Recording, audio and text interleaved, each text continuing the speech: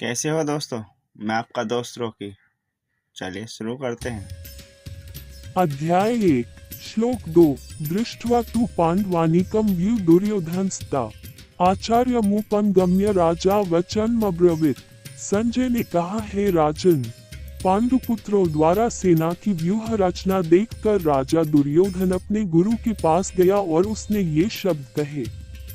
तात्पर्य ये है कि धृतराष्ट्र जन्म से अंधा था। दुर्भाग्यवश वह आध्यात्मिक दृष्टि से भी वंचित था।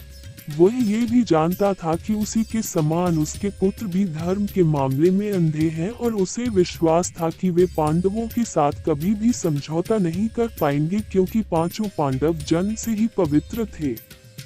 फिर भी उसे तीर्थ स्थान के प्रभाव के विषय में संदेह था। इसलिए संजय युद्ध भूमि की स्थिति के विषय में उसके प्रश्न के मंतव्य को समझ गया। अतः वह निराश राजा को प्रोत्साहित करना चाह रहा था। उसने उसे विश्वास दिलाया कि उसके पुत्र पवित्र स्थान के प्रभाव में आकर किसी प्रकार का समझौता करने नहीं जा रहे हैं।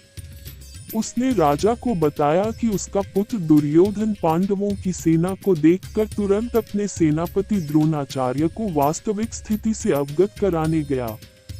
यद्यपि दुर्योधन को राजा कहकर संबोधित किया गया है, तो भी स्थिति की गंभीरता के कारण उसे सेनापति के पास जाना पड़ा।